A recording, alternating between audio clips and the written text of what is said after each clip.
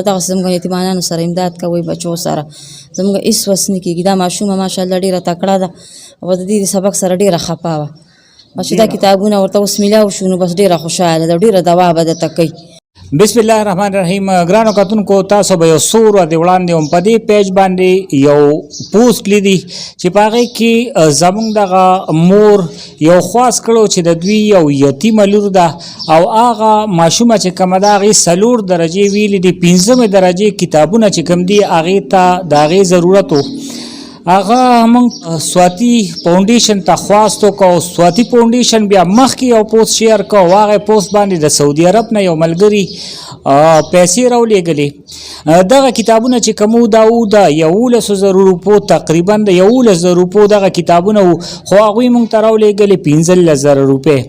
دا کتابونه چې کوم دي نو دا د 5مې درجې مکمل کتابونه دي. و په هغې کې کتابونه دي او ورسره هغه شرحین چې کوم ورته وایي هغه هم د هغې مکمل هغه کتابونه ورسره هم دي.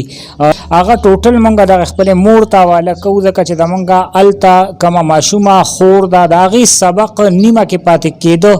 نو موږ لومبنې د سواتی فاونډیشن شکریه ادا کوو، بیا د سعودي د هغې ملګري شکریه ادا کوو، کوم سعودي ملګري چې موږ ته دغه راولېږلي پیسې راولېږلې او په هغې باندې دغه موږ کتابونه اخیستي دي.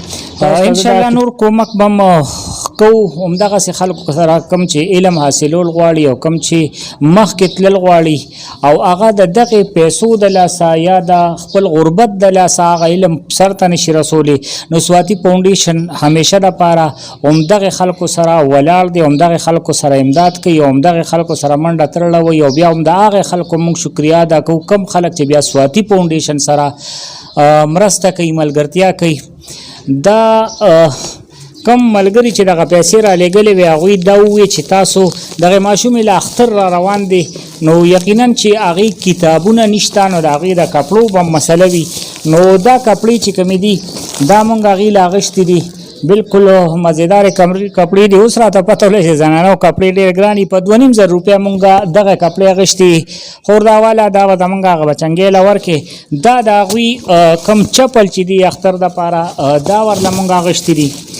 نو دا نوي نوي چپل په 200 روپۍ زموږ دغه شوي دي، په دغه باندې په 11,000 روپۍ باندې دغه شوي دي، په 2,500 روپۍ باندې دغه شوي دي.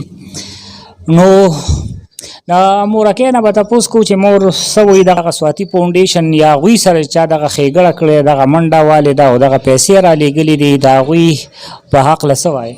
د هغوی ډېره شکریه ادا کوم. زما ماشومې ډېر کتابونه راوړل، هغه نن ډېره زیاته خوشحاله وه او زه یې راولېږم. د هغې دا 2 میاشتې وشو چې د هغې سبق لاړلو قضا شو.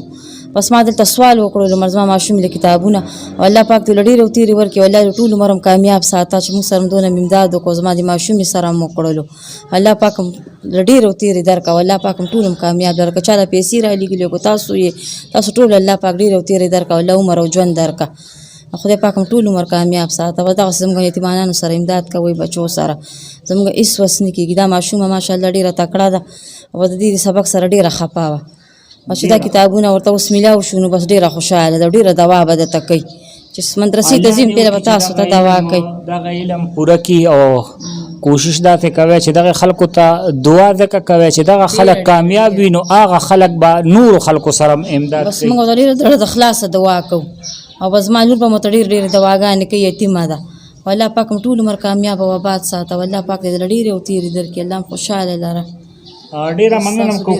په دغه ستا په پیسو کې دغه 500 روپۍ پاتې شوي دي، نو دا هم تاسو وصول کړئ ځکه چې یقینا الله پاک هم خوشحاله او آباد لره چې چا رالېږلي دا پیسې کو تاسو منډې تړلې والي کوم تنظیم والی، الله پاک هم خوشحاله او آباد لره، الله دې له ډېرې او تېرې درکړه. خدای پاک هم ټول هم دا سلسله دغسې جاري ساته او دغسې غریبانانو سره امداد کوئ. ګرانو کتونکو، دا د سواتی فاونډیشن هغه امانت کم امانت چې د هغه ځای نه رالېږلی شوی و، بلکې د سعودي نه یو ملګري رالېږلی و. 15,000 روپۍ وې، 15,000 روپو کې د 11,000 روپو دغه کتابونه، د 2,500 روپو دغه جوړه، ورسره د 200 روپو دغه پیزار او ورسره چې کومې پکې پاتې کېدې هغه م هغې له نغدې ورکړې. الله دې وکړي چې دغه سیستم هم دغه شانتې روان وي د دغه غریبانانو کوم چې بېوسه دي بېکسه دي او هغه علم حاصلول غواړي خو د علم په حاصلولو کې هغوی ته د پیسو د دغې څیزونو مسلې وي نو الله دې د هغوی هم دغه مسلې حل کړي. محمود جان عمر دی د اجازت غواړي د لوی الله امان.